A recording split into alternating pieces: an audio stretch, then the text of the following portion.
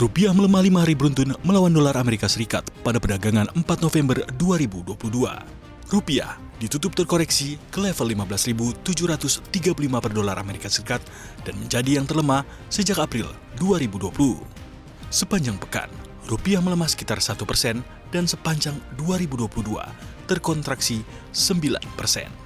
Deputi Gubernur Bank Indonesia Dodi Budiwaluyo menyatakan, pelemahan rupiah terjadi karena dolar AS yang terlalu perkasa. Terlebih, pasca pengumuman kenaikan suku bunga acuan oleh The Fed sebesar 75 basis poin. Tak hanya itu, Kepala Departemen Pengelolaan Moneter Bank Indonesia Edi Susianto menyebutkan, pelemahan mata uang Garuda kali ini disebabkan tingginya permintaan dolar Amerika Serikat oleh perusahaan untuk pembayaran utang dan repatriasi.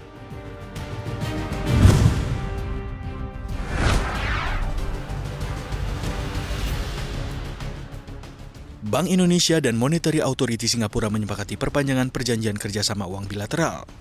Dengan kata lain, Indonesia dan Singapura dapat berkata say goodbye kepada dolar AS hingga 3 November 2023 mendatang. Direktur Departemen Komunikasi Bank Indonesia Nita Amulgini menjelaskan, kerjasama ini telah berlangsung sejak November 2018 sebagai tindak lanjut dari kesepakatan antar Presiden Indonesia dan PM Singapura. Lebih lanjut, Nita menjelaskan bahwa hal ini dilakukan untuk menjaga stabilitas moneter dan keuangan di kawasan, termasuk di kedua negara. Terlebih, melalui Local Currency Bilateral Swap Agreement, kedua bank sentral dapat melakukan pertukaran mata uang lokal hingga 9,5 miliar dolar Singapura atau setara dengan 100 triliun rupiah. Selain Local Currency Bilateral Swap Agreement, BI dan MAS juga melakukan Bilateral Repo Line atau BRL. Lewat kebijakan ini, memungkinkan dilakukan transaksi repo antar kedua bank sentral untuk mendapatkan likuiditas dalam dolar AS hingga 3 miliar dolar Amerika Serikat dengan menjamin obligasi pemerintah yang diterbitkan oleh Amerika Serikat, Jepang, dan Jerman.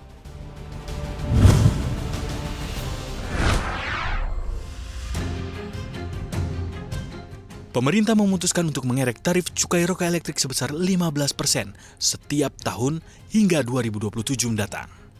Sementara itu, tarif pengelolaan hasil tembakau lainnya atau HPTL juga naik hingga 6%. Dengan adanya penyesuaian tarif hingga 15%, maka bukan tidak mungkin akan ada lonjakan harga vape maupun liquid yang menjadi cairan utama rokok elektrik seperti vapor, vape, e-liquid, hingga personal vaporizer.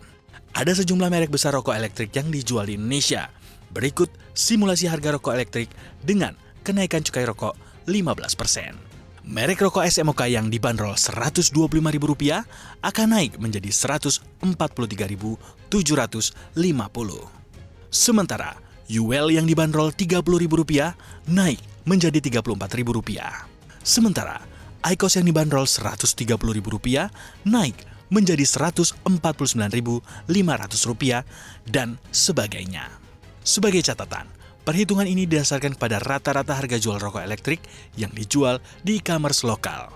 Pemilihan merek disesuaikan dengan popularitasnya di antara para konsumen.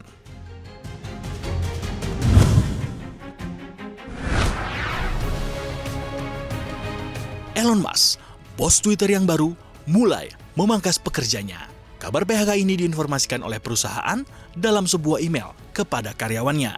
PHK ini akan memotong pengeluaran Twitter sebesar 44 miliar dolar Amerika Serikat. Perusahaan sudah memulai memberhentikan akses karyawan ke email dan Slack pada Kamis 3 November waktu setempat. Beberapa karyawan yang diberhentikan dari alat kerjanya menduga mereka telah diberhentikan meski belum menerima konfirmasi resmi. Musk mengatakan ia merencanakan PHK kepada sekitar 3.700 pekerja di Twitter basis di San Francisco. Penghematan besar-besaran sedang gencar dilakukan oleh perusahaan media sosial tersebut. Bos baru Twitter Elon Musk meminta manajemen untuk melakukan penghematan biaya infrastruktur tahunan. Tak main-main, Elon Musk meminta adanya penghematan biaya sampai dengan 1 miliar dolar Amerika Serikat atau 15,6 triliun rupiah. Sementara itu, penghematan 1,5 juta dolar Amerika Serikat atau 15,6 miliar rupiah untuk layanan server, 3 juta dolar Amerika Serikat atau 46,8 miliar rupiah untuk layanan cloud.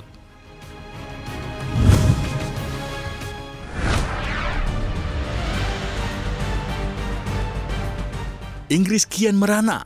Pasalnya, Bank Sentral Inggris atau BOE mengerek suku bunga sebesar 75 basis poin. Kenaikan 0,75% ini merupakan yang tertinggi sejak 1989.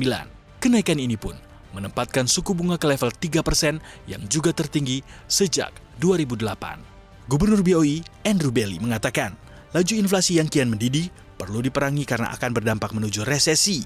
BOE sendiri meramal, resesi akan menghantam negeri Big Bang itu hingga 2024 mendatang.